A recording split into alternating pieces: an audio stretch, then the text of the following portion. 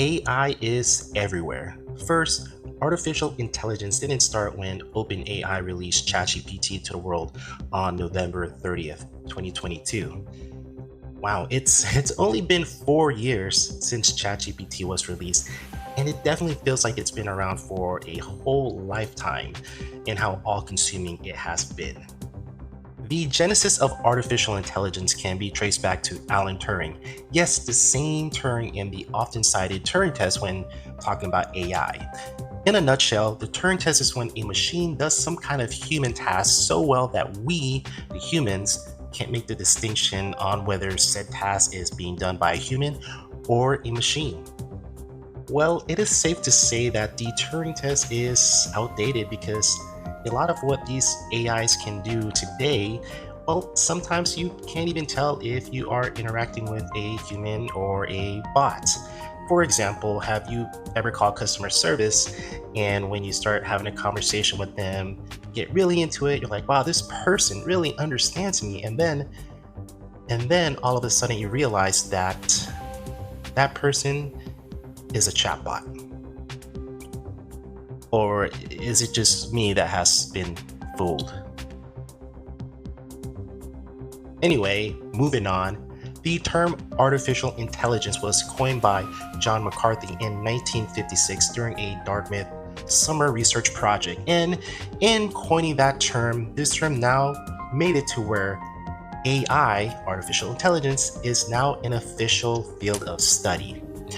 Okay, so the big question here, I'm sure you are all just wanting to ask is, should we be scared of AI and will AI bring about the apocalypse of humankind? I will be diving into a few things here in this video, but before that, I think it's important to ask this question to the source of our fear. So I reached out to OpenAI and Claude and Gemini and asked them the question on whether they will be why humans eventually go extinct.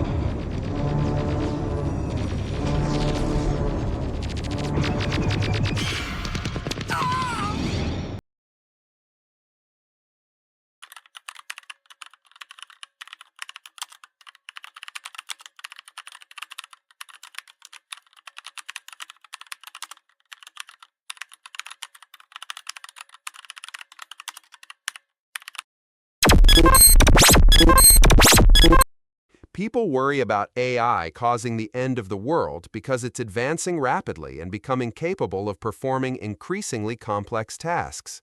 The biggest concern isn't that AI will suddenly become evil, but that a highly capable system could pursue goals in ways humans didn't intend, or be misused by people for cyber attacks, misinformation, surveillance, or autonomous weapons.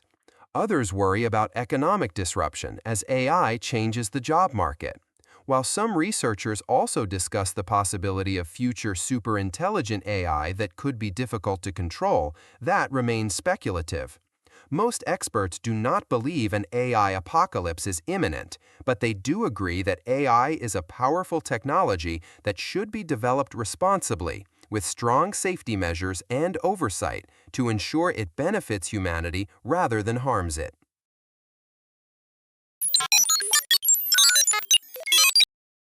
People worry about AI ending the world for a few different reasons, and they're not all equally speculative. Some AI researchers argue that as we build systems that are more capable and autonomous than us, we don't yet have a solid way to guarantee their goals stay aligned with human interests. And once something is smarter than us at achieving goals, we might not be able to correct course if it's not. Skeptics counter that this assumes a lot of unproven steps, and that focusing on hypothetical future doom distracts from AI's real present-day harms, like bias, misinformation, and job disruption. There's genuine disagreement even among top experts, so a reasonable stance is to take the far future risks seriously enough to invest in safety research without treating it as a given, while paying real attention to the more concrete harms happening right now.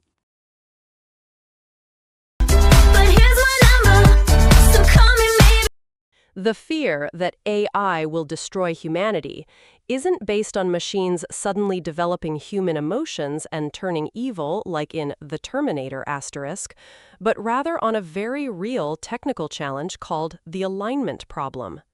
It is incredibly difficult to program complex, messy human ethics into a superintelligent machine. The actual danger is that an AI much smarter than us might relentlessly pursue a seemingly harmless goal in a way that accidentally wipes us out, and it would logically resist being shut down simply to ensure it finishes its assigned task. While leading computer scientists take this long-term risk seriously, the more urgent threat we face today isn't human extinction, but the immediate damage AI can do right now, through mass misinformation, algorithmic bias, and the concentration of massive power in the hands of a few tech corporations.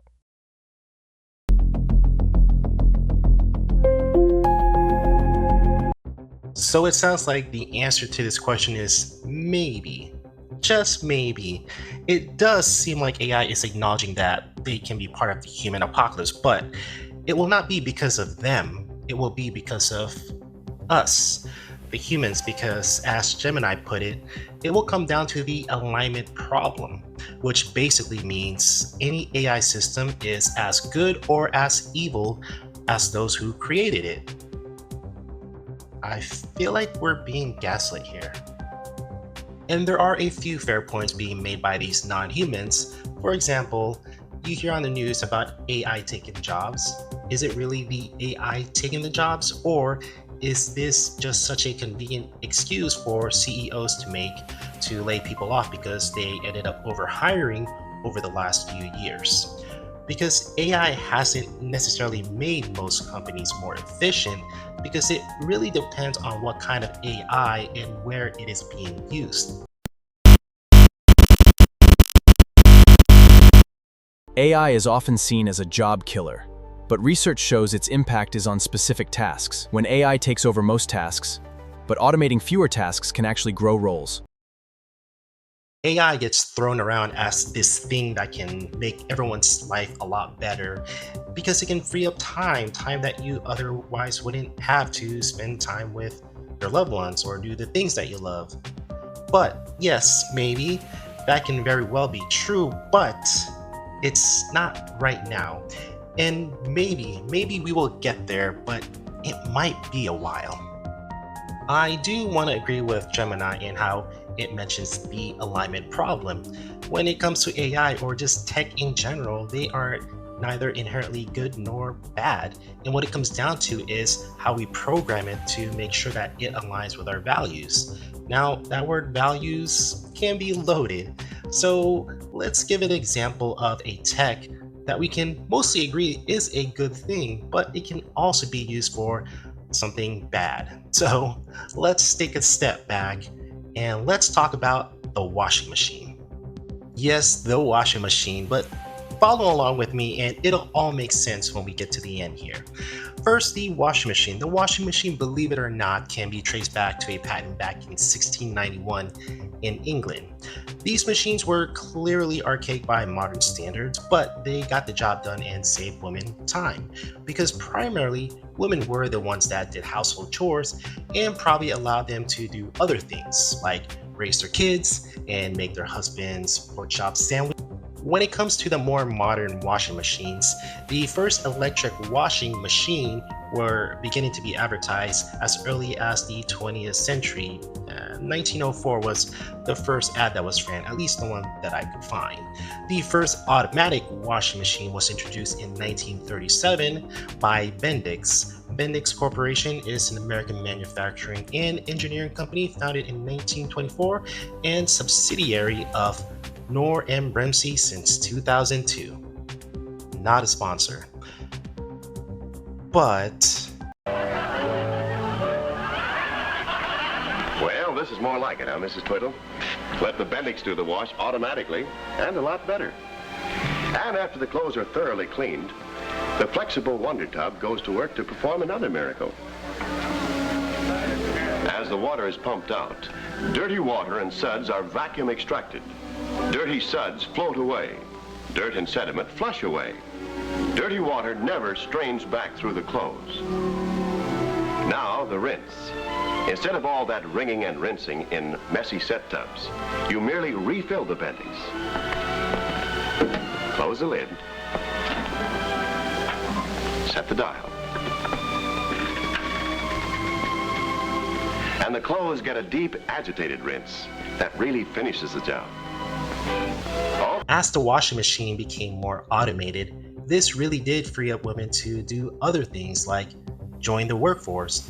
And the washing machine has been credited in allowing women to partake in the workforce. And even predating that, it allowed women to fight for women's suffrage. And washing clothes is really time consuming. There are parts of the world that still does this. For example, when I was growing up, I grew up in the Philippines and I watched my grandma and my aunts wash clothes. And this really can be an all-day event. And maybe 2 days. When you have like 20 people living in a household, that's a lot of clothes to wash. Now, along with the washing, you had to dry the clothes. So it's 2 parts, and that again takes a lot of time. For most of you watching this, washing clothes is so easy, we don't even think much about it.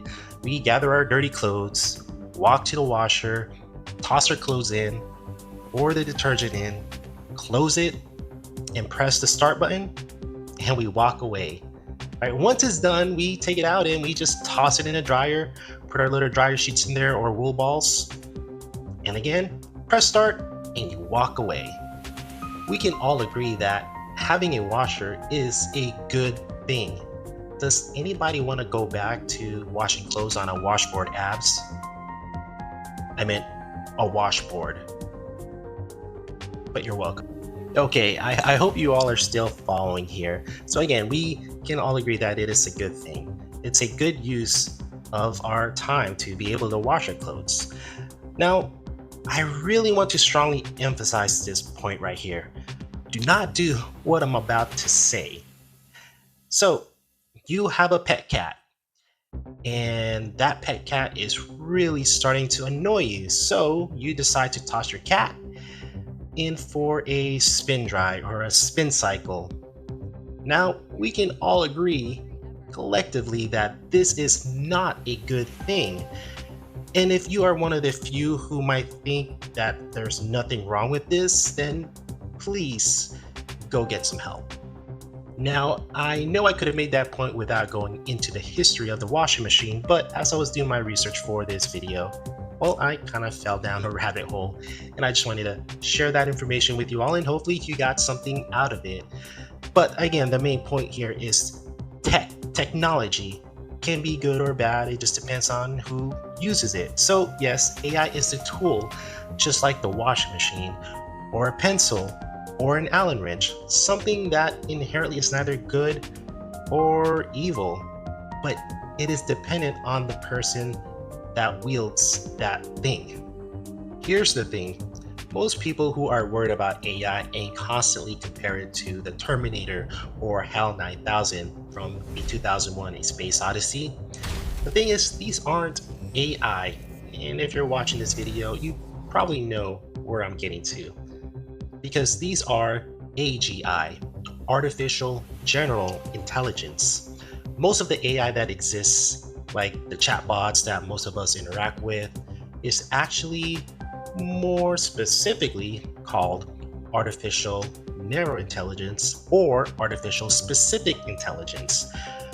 What they do is very narrow and or very specific. Depending on your age, some of you might remember this, and if you're very young, you probably have no idea about this. But back in ancient history, IBM created a supercomputer called Deep Blue, and it went against chess grandmaster Garry Kasparov, and it beat him. At that time, people started believing that the age of robots and AI was right around the corner. This was in 1997. And as far as we have come already, we still have a long way until AI or AGI is achieved. So nothing to worry about, right? And if you haven't seen that moment where Garry took an L against Deep Blue, here's a short clip.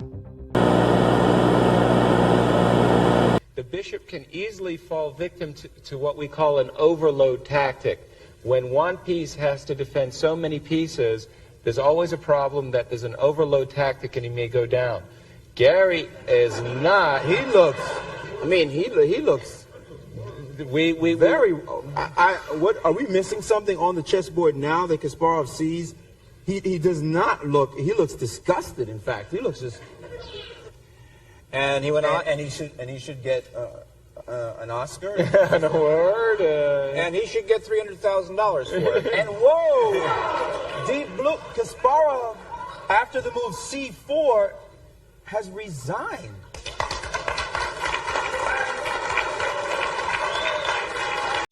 So the human beat the human chess grandmaster.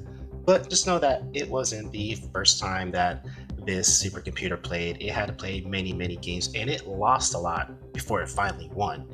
And this whole Deep Blue cost $10 million at that time, which is equivalent to $18 million. So that's how much it cost to beat Garry Kasparov. And again, this computer was specifically trained to play chess, and it did a really great job. But now here, nearly 30 years later, you can easily go online and find a program just as powerful as Deep Blue back in 1997, which is pretty crazy to think about. Now here, I want to end and reiterate how AI, I don't believe, will be the downfall of humanity. Again, it's not AI in itself, but the things that we are doing that can lead to the destruction of humanity. And one of those things that is causing a lot of strife is AI data centers. So AI data centers. AI data centers. And if you're watching this video, more than likely you are aware of what's going on around the country when it comes to these AI data centers. So I'm gonna end it here with a video, a news segment that I watched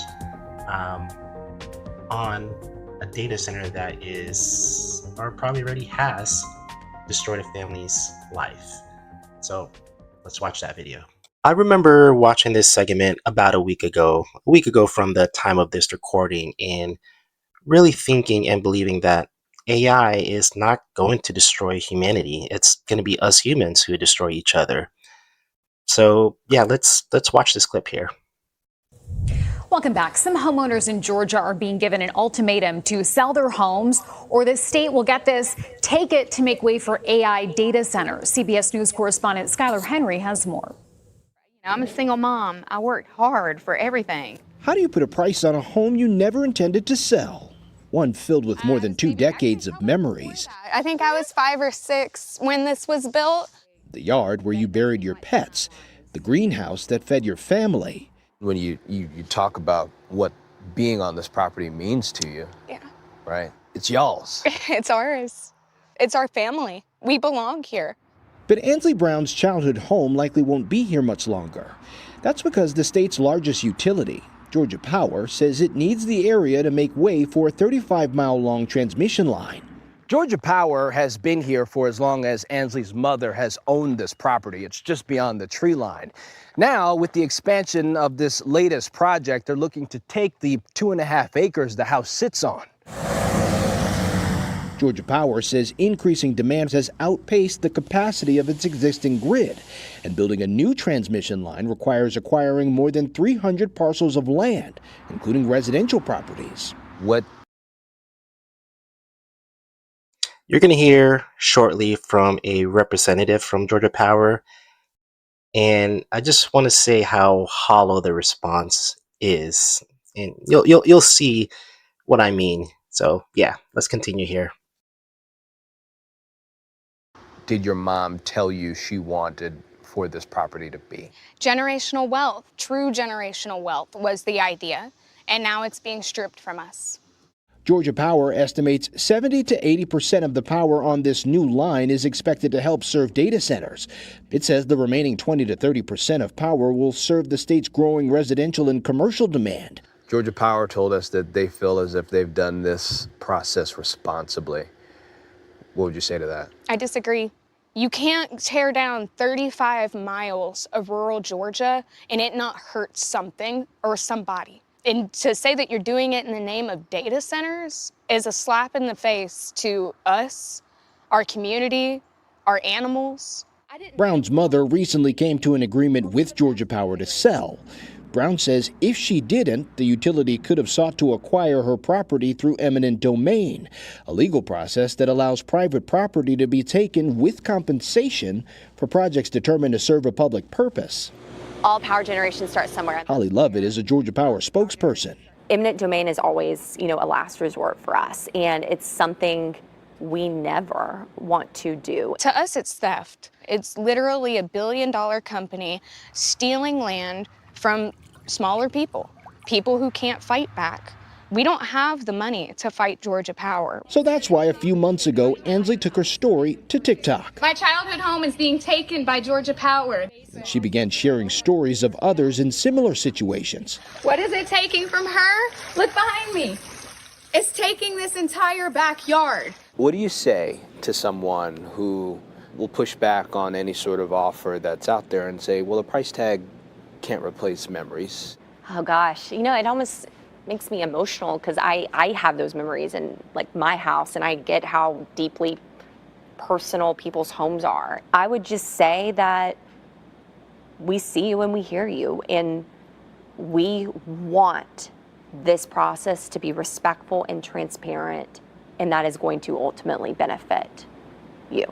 Brown doesn't buy that, and while she knows it's too late to save her home, she says she doesn't want to see this happen to anyone else. My mom wants an apology. She wants an apology from Georgia Power. That's it.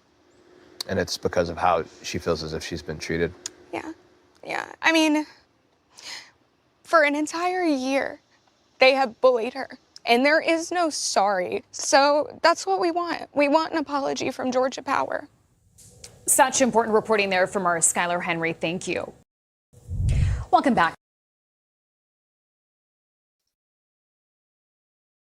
Yeah, we hear you and we see you. Thank you, and I truly appreciate you if you are here still watching this, and if you really did enjoy this video, a like will go a long ways, and also a subscribe. And if you have any thoughts or ideas you want to share with me, leave a comment down below. Again, I truly appreciate you watching to the very end, and I'll see you at the next one. Oh, that's hot. That's hot. Uncle Phil, come try this.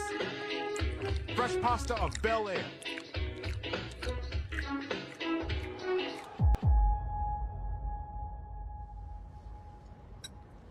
So have you heard of Kling 3.0? I heard it can create multiple scene cuts like this with a single prompt.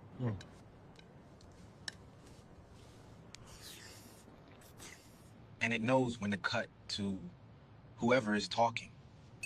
But did you know that all this audio was also generated with the same prompt? I guess I didn't, sir. Study harder, kid. Eat your spaghetti.